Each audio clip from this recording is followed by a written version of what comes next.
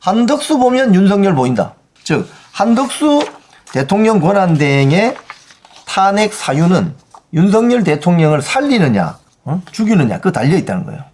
굉장히 중요하다. 그래서 월요일날 한덕수 대통령 권한대행에 대한 탄핵 심판 선고 결과가 어떻게 나오느냐 이게 결정적입니다. 사실은.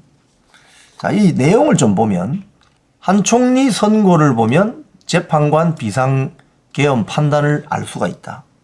한덕수 총리 탄핵 사유로는 여러 가지가 있는데 이런 것들이 있습니다. 김건희 최상병 특검법 거부권 행사, 비상계엄과 내란 공모 묵인 방조, 한동훈 한덕수 공동국정운영 시도, 내란 상설 특검 임명 회피, 헌법재판관 임명 거부 뭐 이런 게 있습니다. 자, 그래서 지금 한덕수 총리에 대한 선고 기일이 정해졌다는 것은 내부적으로 비상계엄에 대한 판단이 정리된 것 아니겠냐 이런 해석이 나온답니다. 다만 헌재가 상대적으로 쟁점이 단순했던 한덕수 총리 사건을 먼저 선고한 다음에 윤 대통령 사건 논의를 더 이어갈 가능성도 있다. 즉 윤 대통령 사건은 4월 초까지 늦어질 수도 있다. 헌법재판소 연구관 출신 노희범 변호사는 한덕수 총리 탄핵 심판을 먼저 선고하자는 주장이 많아서 윤 대통령 탄핵 선고가 늦어졌다고 추정할 수 있다. 이런 전망이 있습니다. 한 총리 복귀 때는 만약 한덕수 총리가 복귀한다. 그럼 마흔여경 임명을 할 건지 말 건지를 결정해야 된다. 또 한덕수 총리가 탄핵될 때 요거 의결 정족수에 대한 판단도 필요하다. 헌재는 한덕수 총리 탄핵 심판 사건만 선고하고 의결 정족수 권한쟁의 심판에 대해서는 선고하지 않는다고 밝혔어요. 그런데 한덕수 총리 탄핵 사건을 선고하려면 의결 정족수에 대한 판단도 불가피합니다. 왜? 대통령은 200명 이상이 찬성해야 탄핵되거든요. 근데 국무총리는 150명 이상이면 됩니다. 국회의원. 그래서 헌재가 만약에 대통령 탄핵소추 정족수가 200명이 필요하다고 판단해버리면은 한덕수 총리는 탄핵소추 자체가 무효화돼버립니다. 이런 것들이 지금 기다리고 있습니다. 이 아시아투데이 기사, 여기 분석이 잘 돼 있어요. 여기 아주 분석이 잘 돼 있습니다. 이게 지금 아시아투데이 내일 아침, 일면 머리 기사입니다. 한덕수 총리가 국정 복귀하게 되면은 윤석열 대통령 탄핵은 불가능해진다. 사실상. 이게 아주 정리가 잘 됐어요. 이 기사가. 자, 보면은 어떤 내용이냐. 만약 총리의 탄핵 심판이 기각 또는 각하로 결정될 경우에 윤 대통령의 탄핵 인용, 즉 파면은 불가능해진다. 그게 전문가들의 관측이다. 그리고 한덕수 총리 탄핵은 사실관계가 명확하고 쟁점이 간단해서 탄핵은 각하될 것이다. 이렇게 보는 거예요. 여러분 기각하고 각하 다른 거 아시죠? 기각하고 각하는 다른 겁니다. 자, 여기도 탄핵 소추 사유는 크게 두 가지다. 비상계엄 선포를 방조 묵인했다는 사유, 또 국회가 추천한 헌법재판관 3명, 마은혁, 정계선, 조한창 후보자를 임명 거부했다는 것.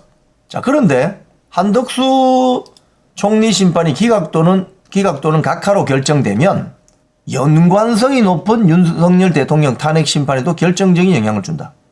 첫째로 한덕수 총리가 복귀한다.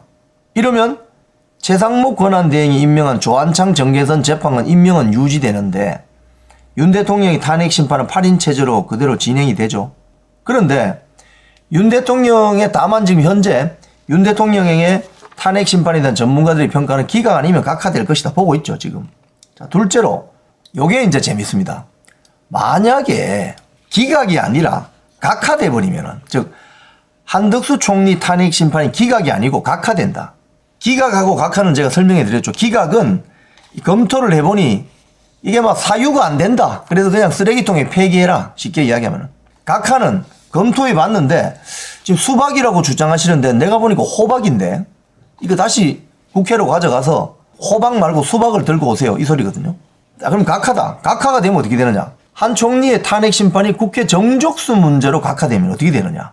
완전히 새로운 상황이 펼쳐진다. 즉 한덕수 총리를 총리에 준하는 150표 이상 의결 정족수로 탄핵시켰기 때문에 만약 한덕수 총리가 대통령 탄핵 의결에 준하는 200석으로 기준을 잡을 경우에 헌재는 한 총리에 대한 탄핵 심판을 각하해야 된다. 왜? 절차적 흠결이 발생했으니까. 원래 200명 이상 투표해서 찬성해서 탄핵을 시켜야 되는데 윤석열 대통령처럼 한덕수 총리는 150표로 탄핵시켰단 말이죠.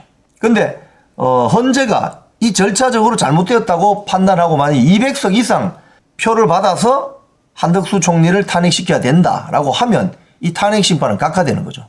즉 국회로 다시 가져가세요. 이 호박 수박으로 만들어 오세요. 만들어 올 수 있으면 만들어 올 수가 없죠. 현실적으로.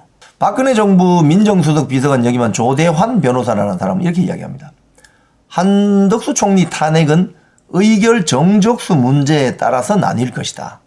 만약 한덕수 총리가 당시 대통령 권한 대행으로서 대통령 탄핵을 위한 의결 정족수 기준을 적용받는다면 탄핵 심판 결과는 각하로 나올 것이다. 왜? 절차적 흠결이 발생했으니까. 호박을 들고 왔는데 수박이라고 주장해요. 아, 이거 호박 아닙니다. 아, 수박 아닙니다. 호박 저 다시 국회로 들고 와서 수박 가져오세요. 이렇게 된다고요. 근데 수박이 국회에 가면 있느냐? 불가능하죠. 200표를 어디서 만들어와요? 자, 그래서 각하가 된다. 각하될 가능성이 크다. 자, 그렇다면 각하될 경우는 그럼 어떤 일이 또 벌어지느냐? 권한이 없는 최상목 권한대행이 임명한 조한창 정계선 재판관 임명은 무효가 될 수도 있다. 어허. 그러면 8명의 재판관이 6명으로 줄어들겠네요. 그죠? 그죠? 그러면 6인 체제로 윤 대통령에 대한 탄핵 심판을 내릴 수밖에 없게 된다. 허허. 물론 이 탄핵 심판 전에 6인 체제로도 충분히 탄핵 심판을 할 수 있다고 했는데 적법성 논란이 있습니다. 자, 그러면 6인 체제에서 만약에 윤석열 대통령 탄핵 심판이 벌어진다. 이러면 어떻게 되는 거죠? 대통령을 파면시키려면 무조건 6명의 헌법재판관이 찬성해야 돼요. 그럼 지금 6인 체제가 다시 거꾸로 돌아가 버리면 6명 중에 1명이라도 반대하면 윤석열 대통령은 시퍼렇게 살아 돌아오게 되는 겁니다. 그래서 한덕수 총리가 만약에 탄핵 심판에서 각하 결정을 받게 되면 정계선, 조한창은 일단 빠지게 되고 나머지 6명이서 탄핵 심판을 하게 되는데 그 6명 중에 1명이라도 반대해버리면 윤석열 대통령은 살아 돌아온다 이 소리입니다. 자, 그런데 6인 체제에서도 만약에 판단을 못한다. 이러면 윤석열 대통령은 자동 복귀다. 왜?